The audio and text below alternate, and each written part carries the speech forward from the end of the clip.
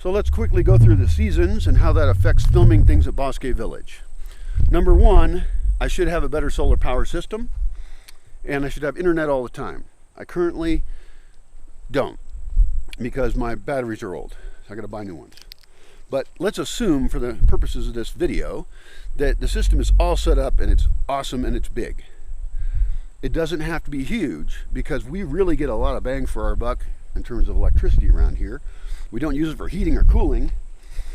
We primarily want to support lighting at night and tools for documenting and broadcasting the Bosque. That's pretty much all we're going to do with the electricity. We don't have a refrigerator. We're not going to get a refrigerator. We could actually get a tiny refrigerator for the minuscule number of cases where you would actually need a refrigerator. I do not believe in refrigeration. I think it's stupid. No, that doesn't mean I don't think we shouldn't have one for vaccines or something, you know, or specialized cases. But those should be really rare, and we don't even want to cook things that need a refrigerator. I think if you make Jell-O, you need a refrigerator. We just don't do things that need refrigeration. We do have root cellars.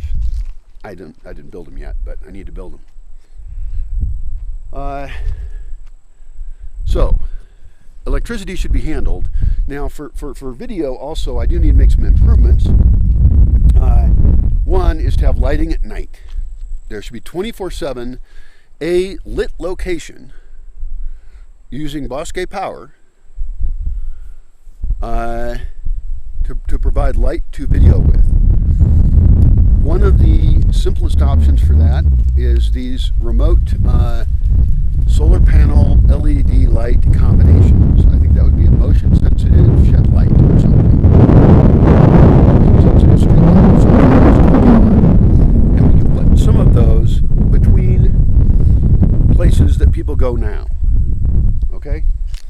Now, of course, we can imagine putting them out in some place no one's going to go, but they're not going to go there at night. And so it's generally not worth it.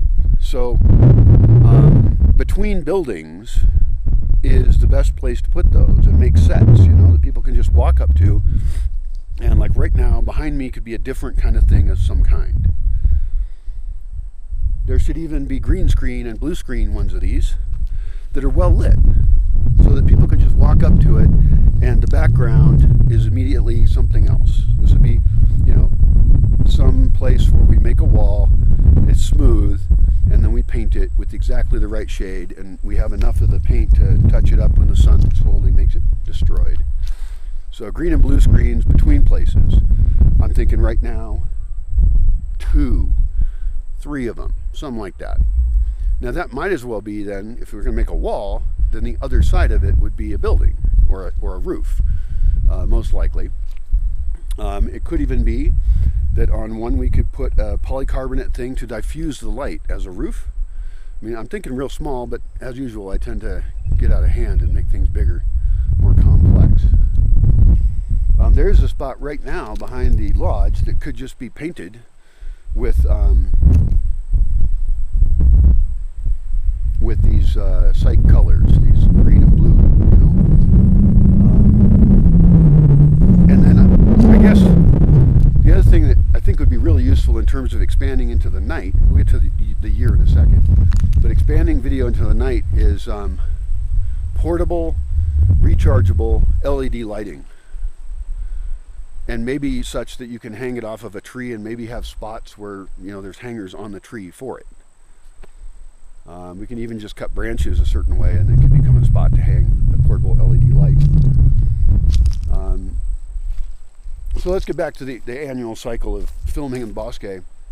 I would say the number one best time to film in the Bosque is October. October is the month that I'm going to invite people to come here the most. And it's the Day of the Dead, which is very popular around here. Noche de Muertos. Dia de Muertos, something like that, is very popular around here, and it might be a good way to end your trip or to move on to some other place. It gets a little chilly at night here in November. My housing is substandard. I'm working on it. And so winter time I'm pretty much closed. But you do get, I mean, in September and October you have less rain, and And you've got these amazing big clouds up here that are just great. Not as reliably as in July. July is the rainiest month. July and August, really. But those are great times to come and film because you get the lighting. Spring. So winter, I'm kind of mostly closed except for people I know, and or people who live here. Spring is hot if you walk around in the sun, but there's lots of fine days and it's nice to be warm. So I'm talking March, April, May. March, April, May would be your sunnier times to come here. And it's browner, it's not as green, so it's not as pretty to me, but there's tons of cultural things to go do. It's easy to do them, and so that's pretty fantastic. The winter thing, by the way, will get solved somewhat with better architecture. Everything should be built with passive solar to suck up as much of the energy of the sun as possible and to make a place that's really warm and comfortable, and to learn how to make a lot of those. Because right now there's solar hot water heaters here in people's houses. I bet those could be, actually this is a great idea. I bet those could simply be retrofitted. It's a tiny bit of plumbing work and a pump, so that water that is in the tank, the hot water in the tank, actually you'd have a thermal mass inside the house, right? And you have a switch on a pump, and that thermal mass is water from that system.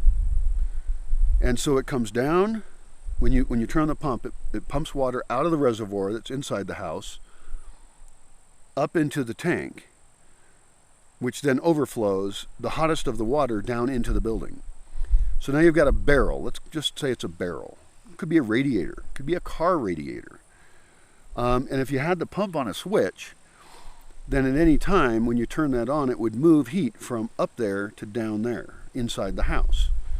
And during a lot of the colder times of the year here, I don't want to run a fireplace all the time. Fireplaces do, produce smoke and stuff.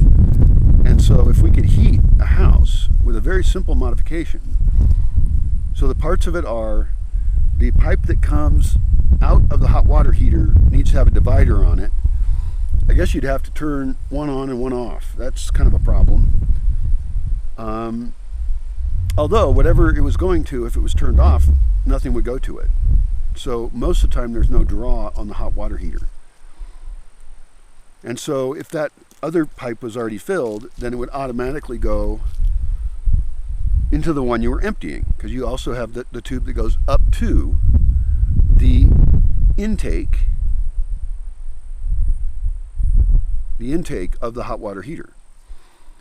And so would that hot water then go into the hot water heater, or would it go and push upwards towards the source of water for the evacuated tube solar hot water heater? I don't know. There are a couple things to think about in terms of water flow there. But the point is, get this hot water when you want to go down into a thermal mass that makes heat come off of it.